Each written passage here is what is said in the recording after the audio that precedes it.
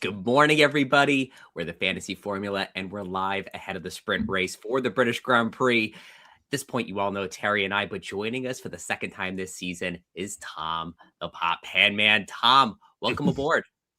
Hi, thanks for having me back again. Obviously didn't do too badly last time, so I've got through the first hurdle and I'm back, which is great. Thanks for having me. Big decisions ahead of us, so it'll be interesting to chat it through over the next hour with you guys.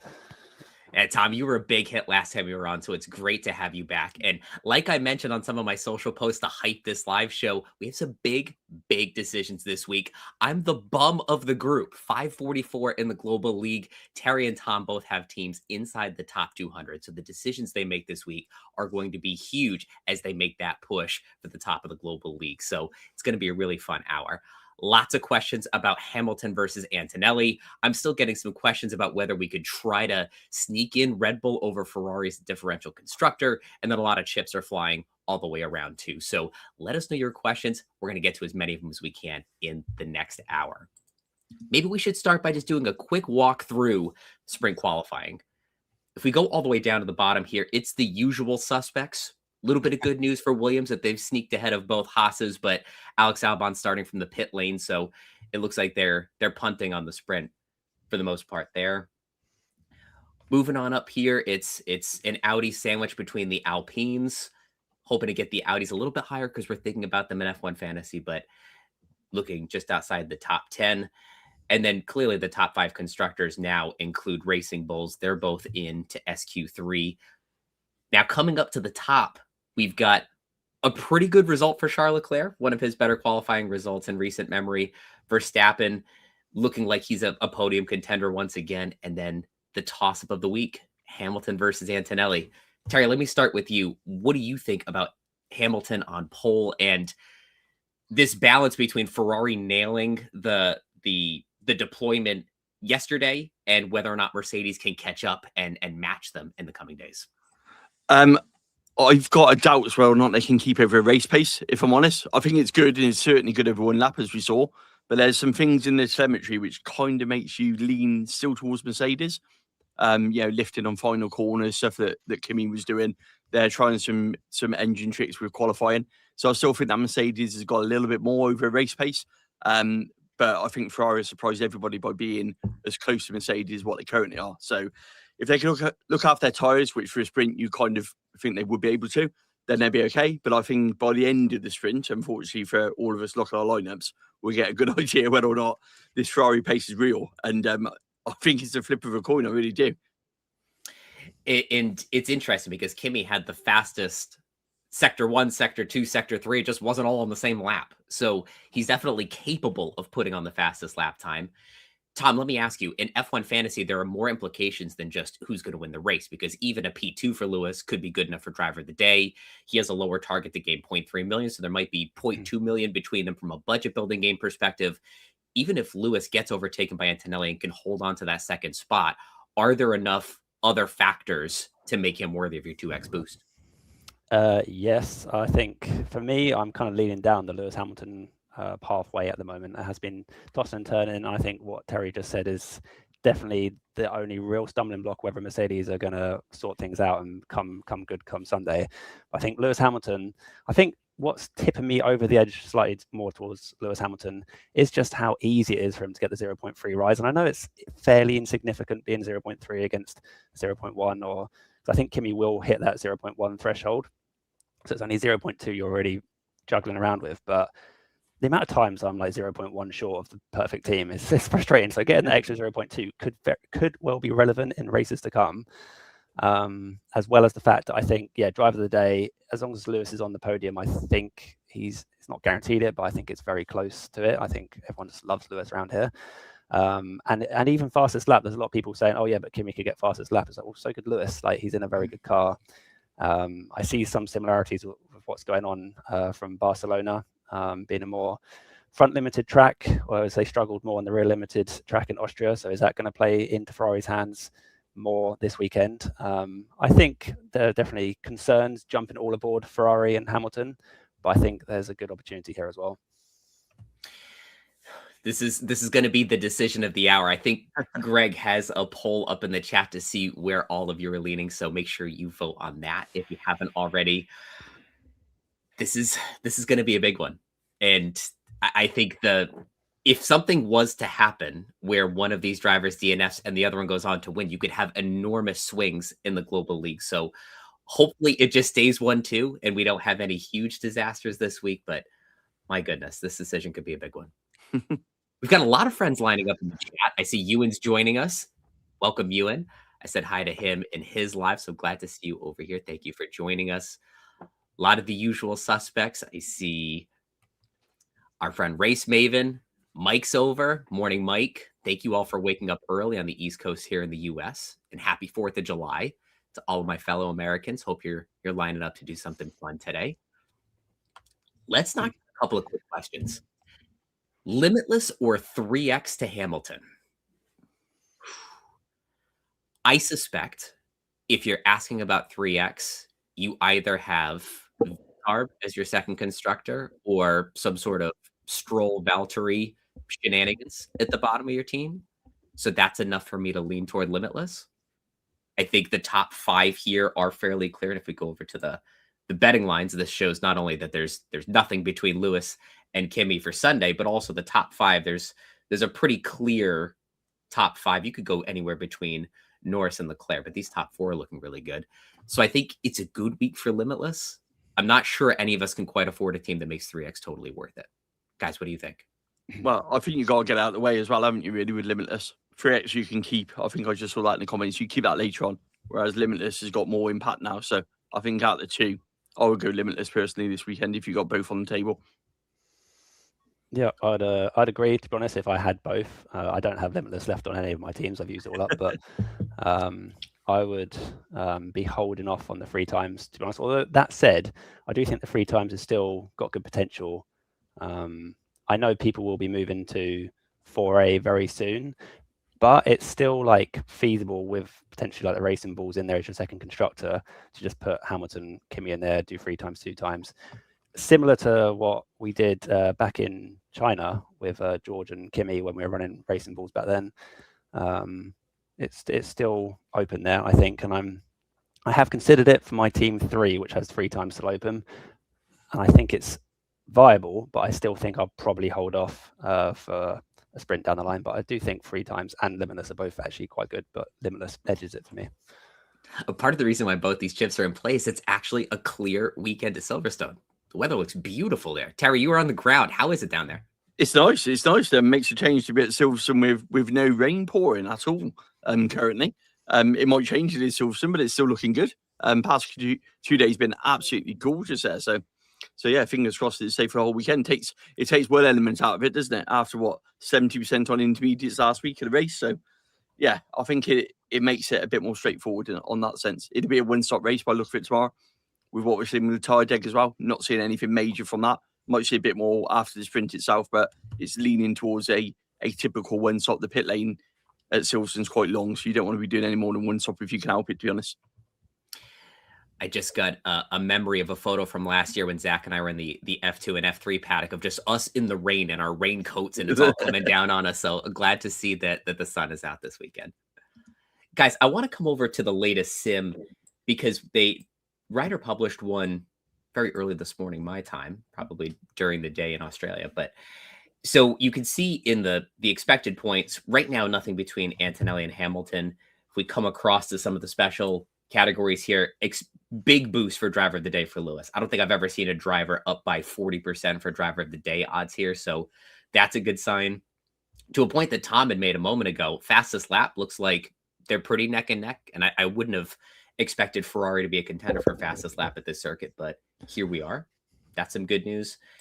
And then one thing I want to try that we started last week, this is a trick that Ryder showed me, was as you go lower, basically everybody south of Hadjar has a score of 1 point or less.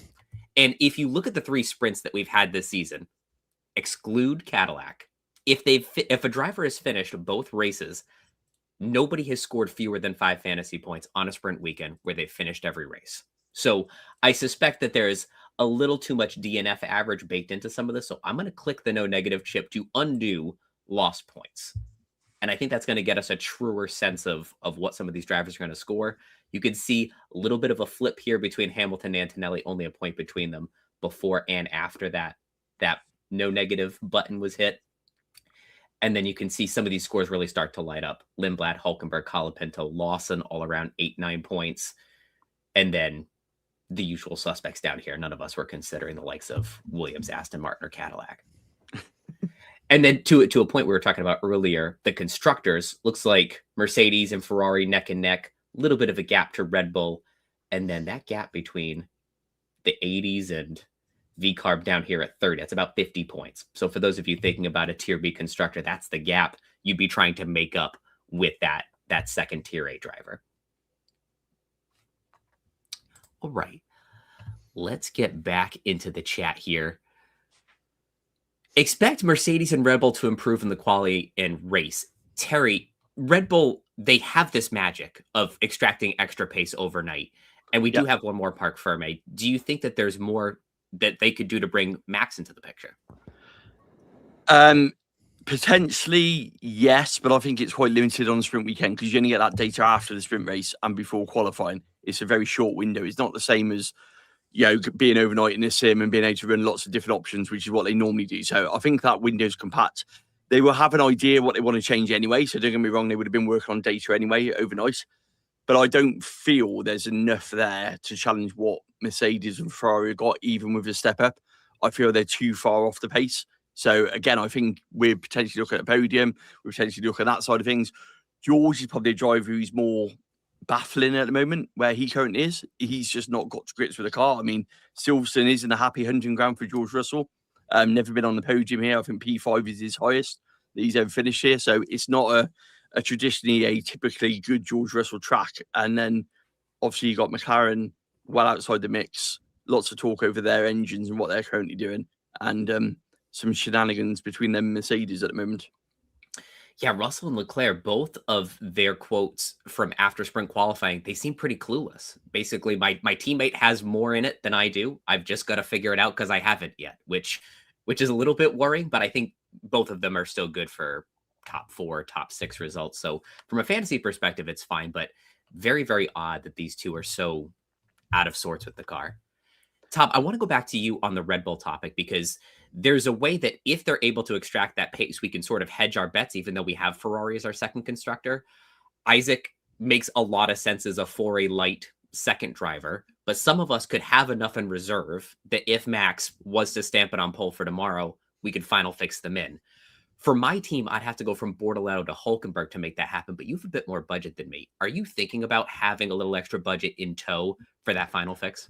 Yeah, I mean, it's not something I've planned for, but it's something looking at my team, because I'm looking to chop off Gasly and bring in a bit of a debate in my head between Lawson and Bortoletto, but I think I'm going Bortoletto. So going from Gasly to Bortoletto means I have suddenly a huge chunk of budget available, just by coincidence more than anything. So yeah, final fix is very much open for my team specifically. Whether I would actually set my team up with final fix in mind this weekend probably wouldn't be a big factor, but yeah, I definitely for my team, because of dropping off Gasly, I'm going to have that available to me, and I think it's a nice option to have, even though I probably don't expect to use it because if I'm going down the Hamilton route, and I commit to that. But obviously, anything could happen in a sprint, anything could happen in qualifying. We'll get more data, more interviews. We'll find out more as to where things are going. So yeah, final fix is definitely a possibility, but. Yeah, I have that luxury. I don't know if everyone else does, but yeah, your budget's looking quite good. That's why I wanted to go to you, Terry, and I have a little bit less than you, so you've got that advantage on the cost cap for sure. All right, back to the chat for some more questions. Is 3x Hamilton good? Yeah, for sure. 3x Hamilton, 2x Antonelli. I think that would work quite well.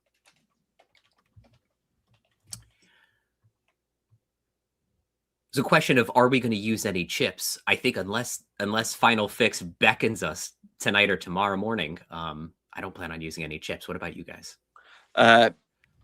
No, I've used the 3X on my second team, to be honest, but my team 1 and team 3 haven't got anything really to use. They got like no negative, which I'm keeping for a race where I feel it's a bit more weather dependent and a bit more risky. I know we've got reliability problems, but apart from that, I can't see any sort of chips to use at the moment currently.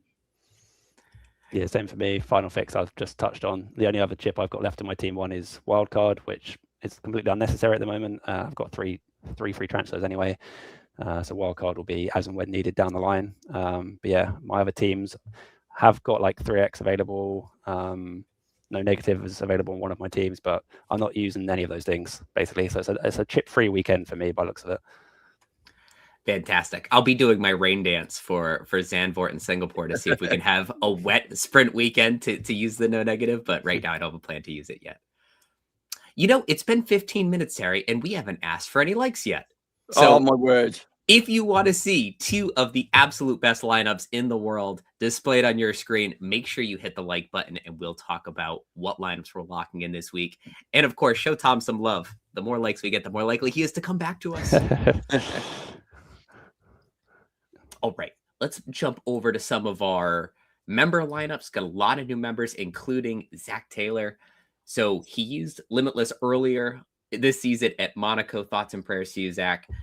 But now he's using it on Team 3 this weekend. So it looks like he's got a Team 1, a Team 2, and a Team 3. Team 1 looks very good. I think Kimi versus Lewis is the 2x option that we're all thinking. But if you have two different teams, splitting those strategies looks really good. Isaac and Lindblad are no-brainers for most teams. I like Lawson this week, and then Hulkenberg can't lose any value. So main team looks really steady. Differential team, a little bit less budget, so you can't afford the 4A light. I'm happy with this all the way around. On the super diff with this limitless chip, I would probably consider Hamilton or Antonelli as the 2x boost. Like Terry mentioned earlier, Max would have to really pull a rabbit out of his hat to be worthy of that chip. And then Red Bull as a differential, because most of us are playing Ferrari, you'd have to be hoping they extract a lot of pace or that Charles Leclerc has an absolute stinker. So I'd probably lean toward Ferrari, but I'd see why you'd put Red Bull there. Guys, any other thoughts on this? Anything I missed? No, I think it seems straightforward. Yep, those are the kind of run-of-the-mill teams those are. I think pretty template what we got there. So good. Yeah, happy with them. I just noticed Race Maven didn't drop her lineup in. You can put it in the chat if you want to type it in really fast. Don't feel like you have to beat yourself up over it. We owe you one. Here's Rick. Rick has been giving me a hard time because I finally see the light on Lewis Hamilton lineups. He's been sending us Lewis lineups for weeks now. Yes. And so here are his two teams. He's a bit of a mad scientist with his team one because he has the higher budget. So he's going with V-Carp here to try to get the 0.6 million.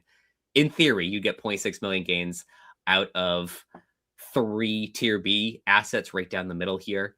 And then Lewis and Max, me imagining some Max magic or something awful happens to Mercedes because he's got no Mercedes coverage at all. So Rick is trying to get, if everything goes well here, he can get exactly 3 million in budget gains on this team, get himself up to 122. And now he's in proper 4A territory where he can avoid Stroll and still run it. So I can see what he's doing here. He's just sprinting toward a 4A. This second team is a bit more normal. I'd say almost exactly like what I'm planning to run this week, if I'm being honest. 117.6. I don't think he needs quite all that to run this team, but good cost cap game potential and scoring here as well. Anything stand out to you about these two lineups? For me, it's kind of interesting. He's going for Verstappen. I guess he's just going for the easier budget gain, because I think Verstappen, if I remember correctly, is slightly easier to get budget this week. Yeah, he is. So maybe that's the reason, if he's just going all out for budget gain. But otherwise, I think Antonelli in that first team would probably be more sensible. But otherwise, I think it all, again, looks pretty decent. Yeah, let's look at some of those tier A price gain targets. You can see Hamilton lowest by a long shot. And he's just 5 points to gain 0.3 million, and you should be able to pick that up in the sprint race in just a little while. Verstappen next at 35 points. And then you have to come all the way down. Antonelli needs 61 points, which is Verstappen at Brazil levels of insane. So I don't quite think he can reach that. Even you can see by the Sims, even 38 points is a bit of a stretch. He needs either some overtakes, driver of the day, fastest lap. He needs one of those race bonuses to get over the 38-point mark. So you could see even the Sims are calling it 50-50 that Antonelli gains value this week. So one more bean on the scale for Lewis Hamilton this week. Coming down to tier B, lots of good budget building options. 2 drivers on the price floor. Hulkenberg way better than poor Valtteri, who's DNF'd in 3 in a row, then Hadjar becomes a must-have if you have that for a light budget, say at least 116 or higher. Lindblad, the budget building tier B driver that we've all got to have, just 1 point to gain value, 7 points to gain 0.6 million. So that's a good shout. And then, there's been some chat about Colapinto. Let's talk about him a bit, because the Sims have him scoring a decent crop of points. I think it was like 8 to 10 points if you take out the odds of a negative score, and 50-50 to gain value this week, which was more than I would have given Franco credit for. Alpine look a little odd. They seemed a bit slow last time out in Austria, and FP1, their run plan looked funky because I didn't see any flying laps from them. Terry, let me start with you. Would you trust an Alpine this week? I trust Alpine to get to the end, but I don't trust them over lots of VCOB, if I'm honest. I think it's as simple as that. I think VCOB have gone really under the radar. I think they look like they've got a much more solid car here. We saw both drivers qualifying well. So I can see them getting to the end of the race, but can I see them being spectacular and breaking into it? I think hovering around the bottom of the points is probably the best we can hope for Alpine currently, with no weather to play a factor in it. So I think it's one of those where if you need them in terms of points, they're quite a safe bet. But if you had to line up between bringing Franco in over one of the VCOB drivers, I'd probably consider still looking at one of the VCOB drivers. Yeah, that's really well said, Terry, because you can see Colapinto versus Lawson. He's got 0.9 million. He costs more than Liam. Similar odds of going up in value, but I really trust Liam more than Franco at this point. Yeah, Liam's been driving well. Yeah, he did well in spring qualifying yesterday as well. Obviously, there's speculation about his future. Normally helps the driver focus, let's be honest about it. Yeah, hopefully those Sol off to V-carb rumors will cool off with a few more good performances from Liam. Good. All right. We need to do some questions from the chat. We got loads in there. Let's do it. Are there any that stand out to you, Terry? No, I've seen this one come up quite a bit about Hamilton 3 times, Anselli 2 times, triple Racing Bulls, Hulk and Ferrari.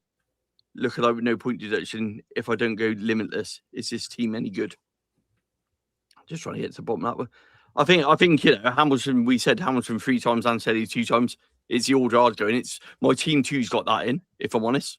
So that's what I paid on that one, and then brought VCOB in, and then kind of just left the rest, so I didn't have to occur penalty points on that side of it. So I still got that chip in that one. So I think it's quite a solid way to go. Limitless, I've seen a couple of questions on that one. It is a low overtake track, so it is with the weather and everything else.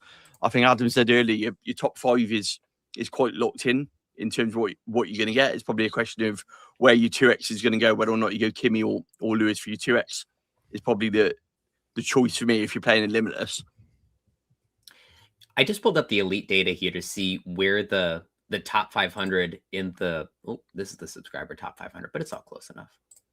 The Global League top 500, you can see nearly 82% of the Global League top 500 have used the 3X boost already.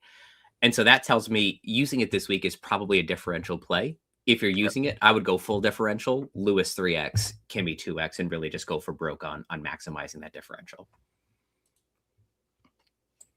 One of the funnest tools to use. Looks like no negative was big in Canada. I wish I had the foresight to think about that.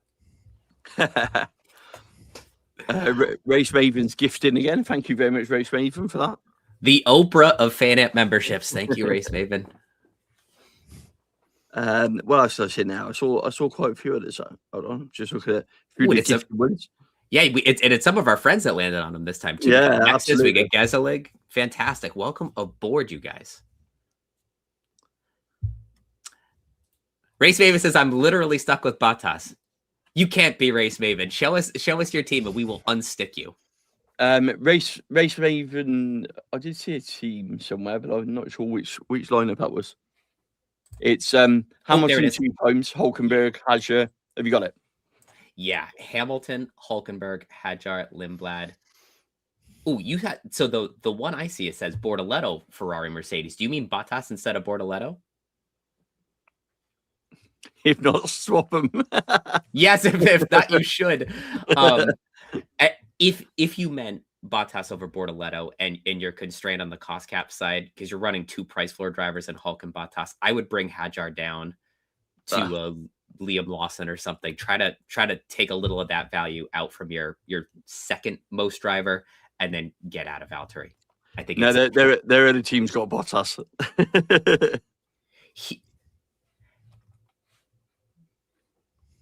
Your other team has Valtteri. Is that have you put that lineup in there yet? If so, we're going to talk you through it. We can't let you run Valtteri. He has easily the coolest helmet on the whole grid this week. It's this massive USA helmet with a huge eagle under the chin. It looks amazing, but I don't think that's going to get him all the way through the race, I'm afraid. And then this one here, I know this might not seem good, but I might not go limitless this week because my original team can fit in the 3x, 2x, and the budget gains also reflect that. What's your opinion on that one? I think, like Adam said, if you play the 3x on the right weekend, it is a different chip, and a lot of the top players have played it. So I think if you play it and you get the budget gains out of it, it's a solid move to play. Like I said, I used it on Team 2 because I still got it on now. I've got V-Carb in there along with Mercedes because I think it'll work. So I don't think it's a bad chip at all to play if you got it and you want to save Limitless. I just worry about Limitless where you're going to get that gap once everyone moves to 4A is probably where I think a lot of people are at, and what's going to be the difference between a good 4A lineup getting a lot of points and then a Limitless team on that front. I just noticed the results of our first poll, Antonelli versus Hamilton. It is 60-40 Hamilton to Antonelli. That's interesting. So I think it's driver of the day. I mean, if Lewis is on the podium with a good result, then you kind of feel it's driver of the day, even if he doesn't win the race, don't you? So I think. And you had mentioned this in a chat we had offline one time, Terry, is the British Grand Prix TV direction. Doesn't matter where Hamilton is. That camera's going to be on him for a long time. And Alex Jakes is going to warm you up. And I think by the time you're ready to vote, you've had so much exposure to Lewis throughout the race, all these reminders of how he's won 9 Grand Prix here, 15 podiums here, a streak of 12 straight podiums. Like, I think you can't not pick him. And the build-up shows you do, don't they? So, certainly here in the UK, it's all been about the British drivers doing it. So I think there's always a subliminal messaging that they do by those sorts of things as well. Even if we don't feel they do, it's designed for that, isn't it? Sky will be the international broadcaster, but we've seen already this week a very British heavy, sort of segments, all the different talking segments, all the different interviews, the F1 live show, all those bits are all geared towards that, aren't they? So I think it does play a part in it. So RaceMave has just shared her next lineup, and I want to see if we can get her some reprieve here because it's Antonelli, Colapinto, Lindblad, Bottas, Hulkenberg, Ferrari, Mercedes. Oh boy, the options aren't great though.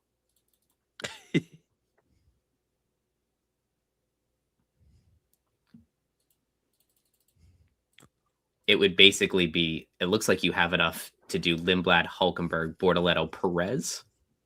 Slightly more trustworthy, but still not overall that great option. You also have Behrman up here and Hasser buried at the bottom. But again, we're talking about better than Valtteri is the bar. So maybe Behrman or Perez with Lindblad double Audi. We're going to get you there.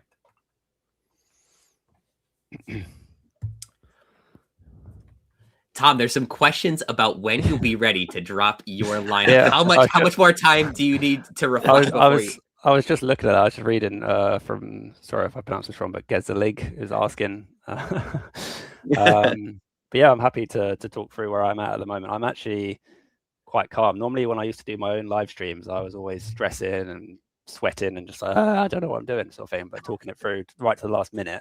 And even now I'm not really doing so many deadline streams nowadays, but even like I'll be sat on my sofa like stewing over it until like 5 minutes to go sort of thing, like making sure I'm absolutely happy, making sure there's no last minute news. But no, I feel quite surprisingly calm at the moment because it has been like yesterday there's a lot of like Kimi versus Hamilton, but I think I'm kind of coming down the Lewis Hamilton side of things currently. So yeah, I think my current lineup is Kimi, Hadjar, and then Hulkenberg, Gasly, and Lindblad with the Ferrari, Mercedes constructors. So the only moves I'm really looking to do, bearing in mind I've got 3 transfers, is to save one of those transfers, move Kimi over to Lewis Hamilton. Could just be for a 1-week thing, just for a bit of budget gain and potential, as we've already talked about, for the points this week, and then move in Gasly down. And this is again being a bit more of an internal debate who I move Gasly to, but I'm thinking Bortoleto, basically because of the potential price gain. He only needs 5 points to get that 0.2, and as Adam I think mentioned earlier, everyone that finishes sprint weekends has been scoring at least 5 points. So as long as he doesn't DNF, he should just gain me 0.2. Whereas Liam Lawson, who's the other sort of fierce contender for that slot, needs sort of double that almost to get some price gains. And I do really like Lawson, and I think he's in a good, reliable car as well. Does concern me slightly. I think he's starting, is it P9 or something in the sprint quali? Like, he hasn't got a lot to gain, but he's potentially got, anything sort of happens, he could drop back to a 3, and suddenly he's going into Sunday on like -2 or -3. It's not great. Whereas Bortoleto starting a bit further back is less likely to drop those points. So yeah, I think where I'm going is to bring in Bortoleto for Gasly. So that's kind of where I'm at the moment for those asking.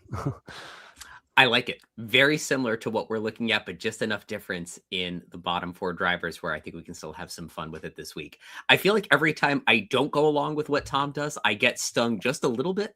So I'm a bit nervous if I don't do exactly what he does, but his cost cap is starting to pull away from me a bit. So you're able to put your team in places that mine can't. That the ability to afford Hadjar Gasly in previous weeks has been really powerful for you. And I think once that Alpine gets back to its ways of contending in the top 10, I think a Gasly Hadjar pre-4A build is going to be super, super powerful.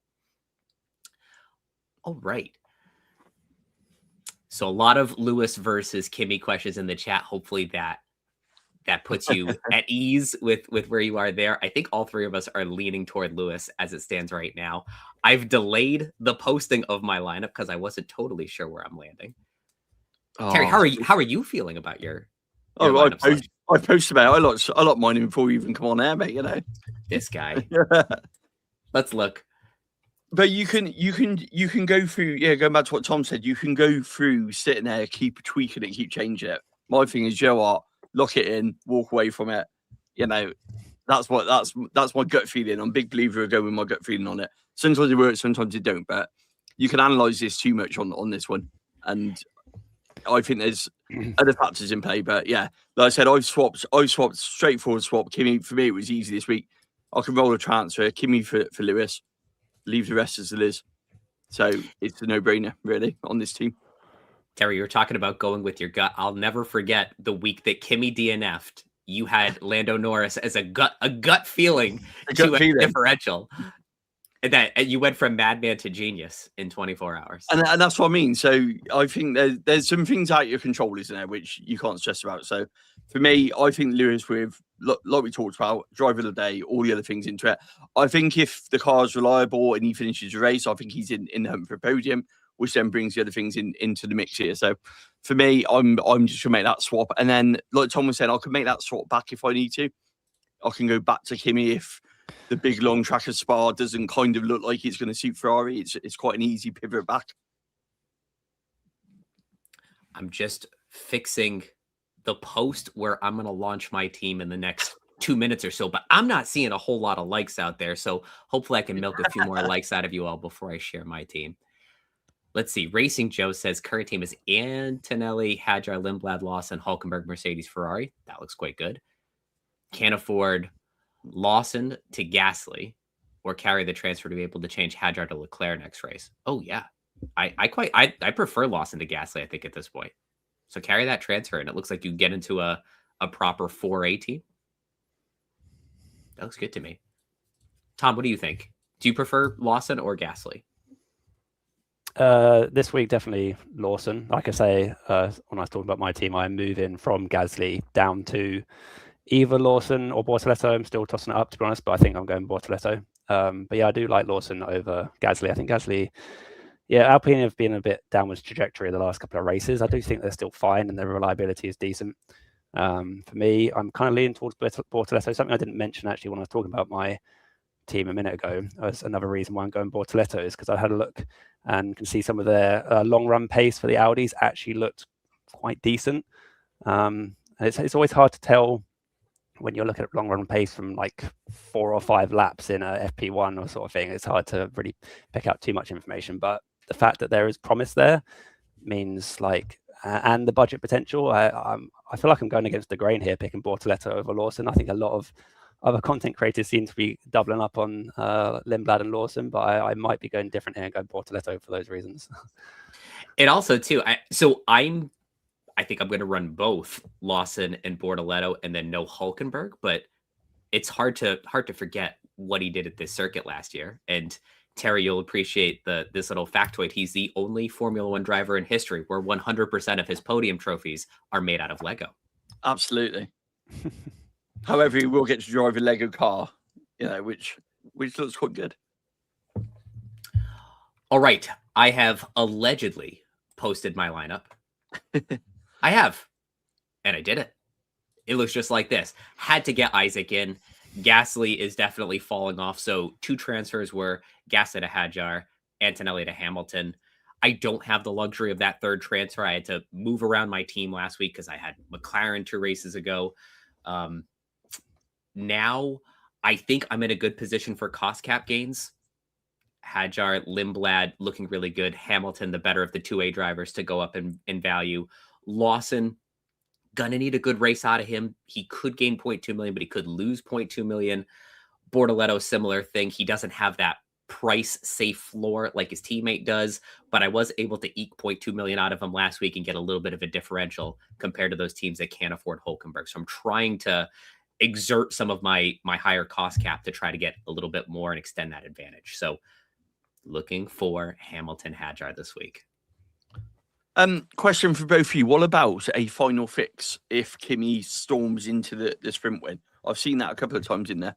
So I think there's a couple of people concerned that what if actually Mercedes finds some turn it up, Ferrari's only over 1 pace, and suddenly we see a resurgence of Kimi storming to the sprint win and then George storming, I suppose, to a really good qualifying result as well. So what do you think about that as a move? Tom, is that something you consider? If you were in that? Yeah, I mean, the final fix for me is I've got it on the table because of the budget I've got left over. So it's like an option. So I'm not going to think about it too much until we've seen what happens in the sprint race going forward, and then got qualifying as well. So yeah, I'll see what happens. I don't feel like I have a concrete answer for which way I would go with that question. But it's definitely nice to have a few million in the bank in case you do need to switch around. But then again, if you're going from like Hamilton to Kimi, then most people can afford that because there's a sort of small gap in prices between them. So yeah, I think at the moment I wouldn't stress too much about worrying about final fix. If you've got a spare couple of million, great. Let's see what happens over the next couple of sessions. But I wouldn't be deciding my team structure largely around final fix at the moment. Yeah, same here. I don't think there's going to be so much between them that we're going to see in the sprint race and in Grand Prix qualifying where it's going to be obvious to move from one to the other. Even if Kimi stamps it on pole and Lewis's P2, P3, driver of the day potential, are you going to use the final fix just for that? Is the advantage going to be so big that even if Kimi scores more points than Lewis on Sunday, is it worth using the chip for that? Or do you just take the little delta and move on? I think Lewis and Ferrari will have to look pretty awful, to be honest, in the sprint to strongly consider this, and I don't anticipate that happening. But if they do fall back and suddenly the degradation is appalling or whatever, then yeah, let's look at that. We'll still get the underlying budget gain hopefully from Hamilton, and we can jump on the points from Kimi. But I think it's not such a expected scenario, to be honest. I'm thinking about like China last year where Lewis won the sprint race and Ferrari looked so good. And then we should have seen the Parc Fermé setup changes for everyone else because they were just nowhere in Grand Prix qualifying. And we stuck around with them too long and they got pummeled in the race. So, and then I think that was the double DSQ race too. So just terrible weekend for Ferrari last year. And another one, this one's quite an interesting one. Would you take a -10 to go Kimi to Lewis? No. Trying to work the maths out. Probably not. Probably No. not. Again, one of the main reasons I'm making the move Kimi to Lewis is because I have that luxury extra transfer that I've got 3 this week, and I can still get to Lewis with 3 for the next race. It's quite easy, but if I wouldn't be going around taking -10s on this tight decision. Yeah. No, same here. -10s is going to be a really obvious benefit for you, and I don't see that much between the two of them. And at this point, with so many of us looking at Hamilton, Antonelli's a good shout for the win, and he's almost a differential at this point. So Kimi's a differential this week. Isn't that outrageous? We've got one more new member lineup. It's the newest member. It's Mexis. Mexis is triggered because they're 0.1 million short to swap Bortoletto for Hulkenberg. Looks like we have 2 teams here. A Kimi double Audi build. I think this is going to be very similar to what Tom locks in potentially with Lewis. Yeah. And then a team 2 with Lewis. So I really like this idea of splitting the strategy between the two of them. Don't put all your eggs in one basket. I don't think I would do anything differently on either of these teams. Do you guys see anything different? No. That's probably like a really bad answer. But Tom might slide Bortoletto here where you have Lawson. Yeah, I mean, a little bit more like his team. Yeah, tight decisions on Lewis versus Kimi, tight decisions on the likes of Lawson versus Bortoletto. The biggest statement I can say for this team is I'm going to have the team on the left there except Lewis over Antonelli, so that is going to be my team, I think. So it's kind of says it all for where I am with those teams. We always have a bit of drama in the last 15 minutes before the start of a sprint race. So Terry, keep your antenna up in case something crazy happens, because let's say, if we go back to my team here, if we hear that one of the V-Carbs or Bortoletto has parked up, it could take a -10. I've got to switch them out. But then if I do that, it's a -10 for the Hamilton Antonelli move. And then all of a sudden, do I do it? Maybe not. So if something was to happen to one of these, I guess we could include Isaac as well, one of these 4 drivers in the next 15 minutes, you could see a humongous change on my team. So fingers crossed that everyone can start at the car, do their reconnaissance lap. I was going to say, to give you a bit of ease, the reconnaissance laps look like they're done, and it doesn't look like nobody hasn't got to the grid. So that's a bonus. I'm looking at a picture of the grid, and oh my word, Formula One really need to limit how many people are on that Formula One grid, because you can't actually see the cars. I'm not joking. Oh wow! Yeah, it Formula One have crazy. just posted it, haven't they? Wow. Yeah, Formula One have just posted it, and oh my word, I would not want to be a mechanic working on a car on that grid this weekend, because that is absolutely shocking. It's crowded. Yeah, there's a commercial gain, and then there's a can I actually see my car on the grid gain? So yeah, but it looks like they've all got to the grid okay from what we're seeing. So no one's in the pit lane, and still that's a good sign. Apart from Alex, who's obviously meant to be there. Terry, great segue into Will has T's question. Is Albon worth running this week? So starting the sprint race from the pit lane, this feels like Williams are using this as a practice session to see if whatever they did to Alex's car looks better. It almost seems more likely that he could gain 4 or 5 positions and retire from the sprint and net offset it, and then it'd still sort of be trundling at the back for the Grand Prix. But is there anything I'm missing on what Williams is doing to Alex's car? To be honest, I think they're just struggling for setup. I think they haven't got any answers. They brought circuit grades. I think the issue we've got with Williams is they haven't got a car that perform. Yes, Alex will potentially make some points from the back in the sprint race. Yes, he's clearly trying a new suspension, new setup, ready for obviously qualifying and the sprint. So and for the race. So there's an element of that in there. But I don't see enough from Williams as a team who can suddenly develop a really good package with what they've got. It's a bit like, you can only deal with what you've got in terms of the tools you've got. And I don't see anything from Williams that makes you think that even if Alex made a few races up in the sprint himself, better setup, that come qualifying in the race, we're suddenly going to see a Williams in the top 10. So yeah, for me, it's probably testing some new parts, testing new setup. Yes, the sprint may get him a few, but again, what's that going to do come the race itself?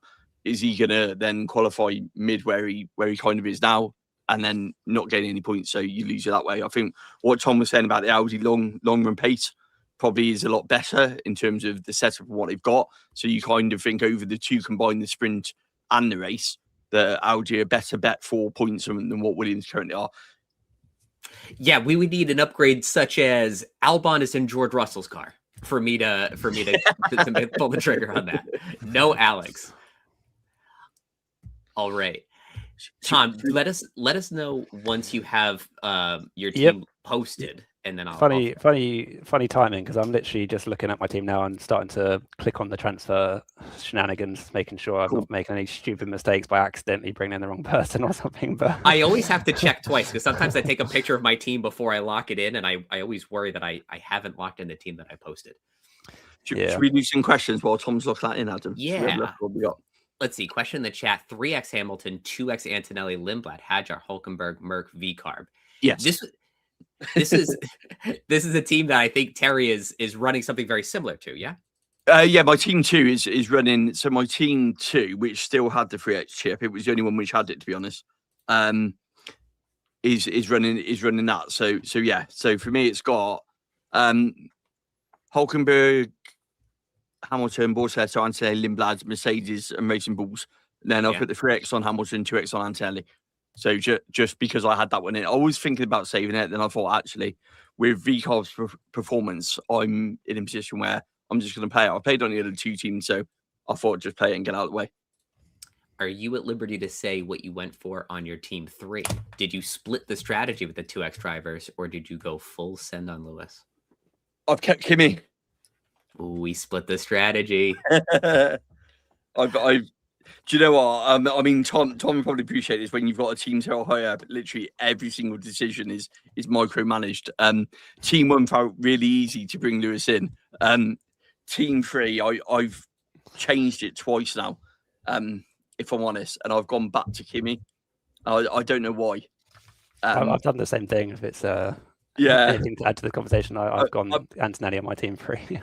I mean, it's at 80th, so I don't want to complete. I think either way, it's going to be an either inspired move again, or I'm going to be kicking myself, going, I should have gone Lewis, if I'm honest. So time will tell on that one. But yeah, so team 1's got Lewis in there, but team 3, which is obviously sat nicely inside the top 100, has still got Kimi. So that one's got Anselli, Hulkenberg, Hadjar, Colapinto, Lindblad, Mercedes, and Ferrari in it.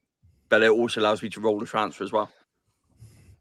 I've just posted my team on my Twitter if you want to bring up at all. Yes. What do we got? I like it, Tom. Talk us through it. What was the deciding factor on Hamilton over Antonelli? I don't think there was one deciding factor. If I had to narrow it down, I'd say probably the budget potential. It's small, but it's still significant. I think looking at all the sims and everything, they're completely neck and neck. Hamilton's record around Silverstone, as you know, the actual wording I've put on my post is Silverstone equals Hamilton, Hamilton equals Silverstone, because that's kind of how I feel like Hamilton's just too good around this track. The Ferrari looks good. It kind of reminds me of how the Ferraris were around Barcelona. I've got the extra transfer, so why not go for it if I need to revert back to Kimi next week. Funny enough, this team has got like over 8 million in the bank just sitting around waiting for that 4A lineup to come good. But yeah, I'm hoping to get budget gains from lots of people. Hulkenberg is just sitting there waiting for that negative score to drop off, so he'll start climbing budget going forward. And Bortoletto over Lawson for potential budget gains as well, and that underlying race pace from what we've seen in FP1. So yeah, I'm pretty happy with the team. Let's go. Great call on Hulkenberg's negative score falling off. I think at 3 million, he's going to be probably one of the bigger cost cap enablers coming into the next few weeks here. I think he'll be like #1 transfer in for a lot of people next week. It's very early here in Massachusetts, and I first looked at your team name. I thought you had a points per million reference, and then I realized hot pan man. Yeah. We're getting there, folks. This coffee is almost kicking in. All right. Questions in the chat. Bortoletto or Behrman? I think we're all in on Bortoletto. Haas just seemed like they're the next most bad team after Cadillac and Aston Martin. Yeah. I don't see anything from Haas this weekend currently at the moment. Guys, there's a nuance to one of our questions that we talked about earlier of having Hamilton Antonelli with V-Carb. Sergio's asking in the chat, without the chip, would you do it? And I think for me, that's the difference of where I wouldn't do it, because that delta between Ferrari and V-Carb so about 50 points or so. When you 2x that second driver, you can overcome that delta. But when you don't have a 3x, 2x, I don't think you can overcome that delta. Is your answer of running a V-carb team still the same without that boost to bring up the drivers? I wouldn't personally. I think it's still too big a gap between it without the chip. It's tempting, but I think it just feels like it's too big a gulf, doesn't it? Tom, what about you? Sorry, I missed the first bit because I was too busy looking at Twitter updates. But are you talking about using the 3x? Well, would you, if you didn't use the 3x, would you still do a Hamilton Antonelli V-carb team with the 3x, 2x not there to bring the drivers up to overcome the delta in the constructors? Yeah, I'm not convinced. I think Racing Bulls definitely do look strong, but I feel like they are, in terms of fantasy, qualifying P9, P10, finishing P9, P10. It's not great, even though it's great for them in real life, so to speak. So I don't anticipate Racing Bulls really like doing that great. So if you're not enabling the 3 times, I wouldn't go there. And in fact, my team 3 is exactly in that situation where I could have done that, and I could have even done the 3 times, bringing in Racing Bulls, but I'm not doing it the 3 times, and I definitely, on that basis, wouldn't do it with no chip. Looks like it's a clean sweep. We all agree. Thunder and Herd wants to know Bortoletto or Hulkenberg. I think we're pretty split on it. Looks like you can hold a transfer, carry it into Belgium if you keep Hulkenberg. So I probably lean that way. We've talked about it throughout the show. Hulkenberg's safe price floor, so no matter what happens, he's not going to lose any value. Bortoletto has the upside of gaining 0.2 million, but the downside of losing 0.6. So it depends on how much risk tolerance you have there. And then, like Tom had mentioned earlier, Hulkenberg's going to have some negative scores falling off his 3-race average. So he's going to be probably a top cost cap builder as early as next time out in Belgium. So probably leaning toward Hulkenberg if you had to pick one or the other. For me, I went with Bortoletto just because I want to try to inch my way a little bit farther up the scale on budget, but no wrong answers there. Audi, you're looking good. Ooh, Limitless. If not today, then when? Ooh. Gut instinct for me is Hungary because that's probably the next super low overtaking track. Is there another circuit that comes to mind that's low overtake, low DNF? Let's have a quick look at the calendar.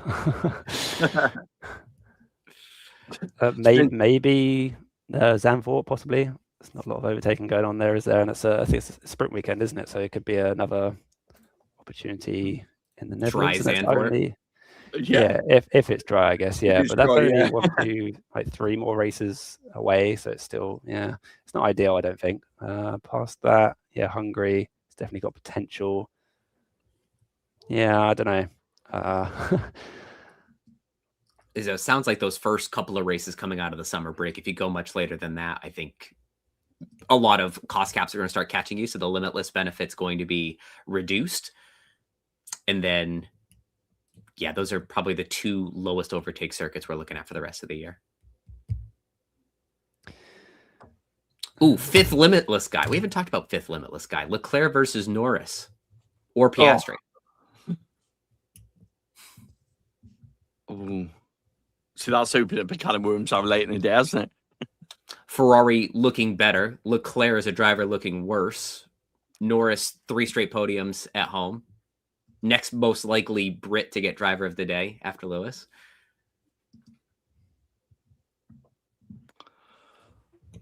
See, I would be tempted to go different and put Norris in there. Nothing wrong with Lando.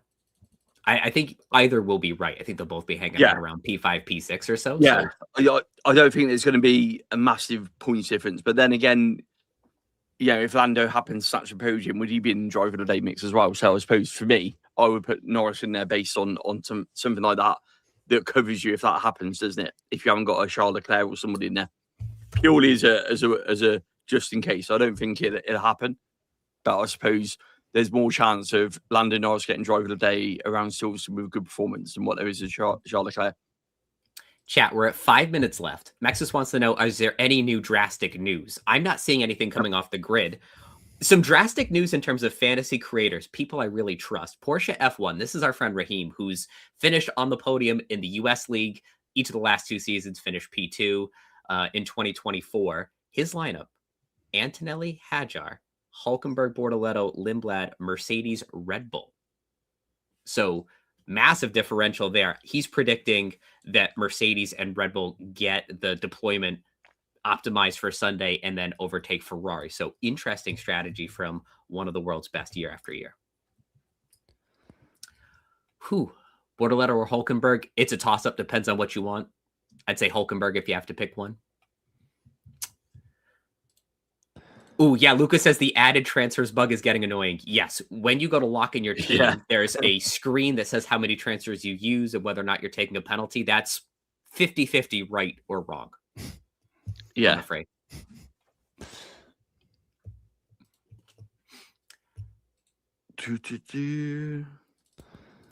Hamilton, Leclerc, Lindblad, Hulkenberg, Bottas on a 4A. No.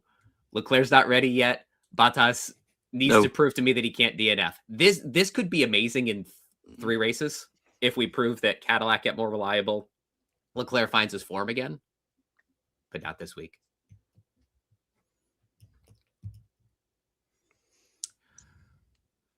A lot of good chatter about Limitless. Our friend Joe's in the chat. Says Limitless is good here because of dry conditions. You know, the top constructors and 4 drivers. It is. I just had a quick look at the weather forecast and wind and clouds for today and tomorrow.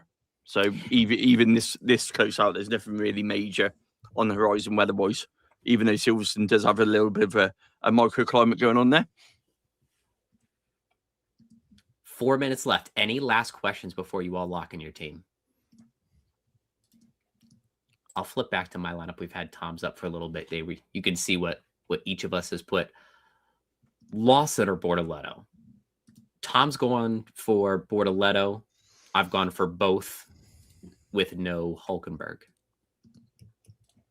Tom's had the better results, so you know who to trust. It won't last forever. It won't last forever. I'm probably due some horrible DNF. Any problems with Lawson not to be chosen? No. If you've got Lawson, keep Lawson. Happy 4th tool celebrating. That's your territory more Adam than mine, I think.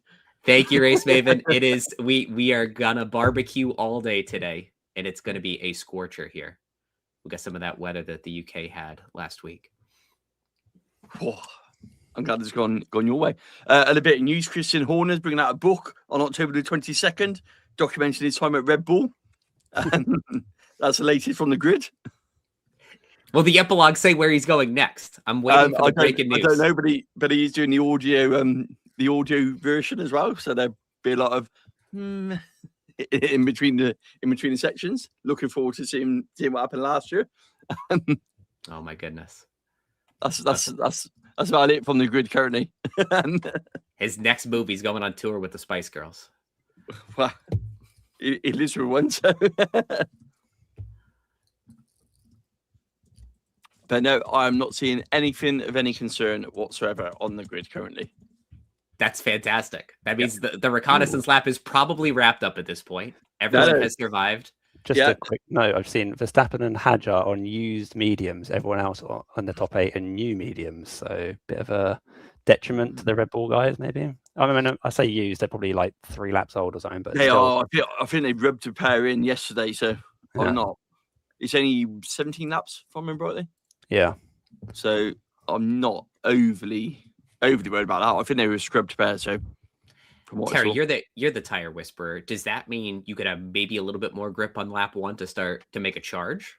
Yeah, it means they've already warmed the carcass up, so it means they get better grip off the line. But then also it does mean that they can go a bit sooner. But I think in a sprint, we all know that overtakes at the end of a race don't happen very often. So I think what they're banking on, get that position at the start of the race by having slightly better tyres on the warm-up, and then you can hold on to it at the back, because we've said here there's not many overtaking in the sense of low overtakes, and also you've got the ability then to hold position. And we all know that when you're outside the top 8, that side of things, a few laps into this, it becomes a testing session, doesn't it, for everybody? If you're nowhere near the points, everyone else is running to get data for the race pace. Guys, final thoughts. Pick a winner for the sprint and the pole race. Oh my gosh, finish the coffee, Adam. Sprint in the Grand Prix tomorrow. Tom, let's start with you. For the sprint win, It's going to be Lewis. Lewis is going to win it. I'm backing him.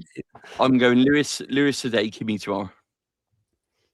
Yeah, probably wouldn't disagree with that, to be honest. But I'm holding out the hope that Lewis will do both. I'm with Terry. Lewis today, Kimi tomorrow. Lewis still plenty viable as our 2x boost in F1 Fantasy. All right, that's taking us to the top of the hour. Thank you all so very much for watching. Good luck this weekend. I wish you all many points. We get a much-deserved week off, and then we'll be right back at it for Belgium and get you ready for the next race weekend. Tom, thank you so much for coming. Thank you, Tom. Yep. Thank you very much for having me. It's been fun as always. Thank you. Take care, everybody. We'll see you next time.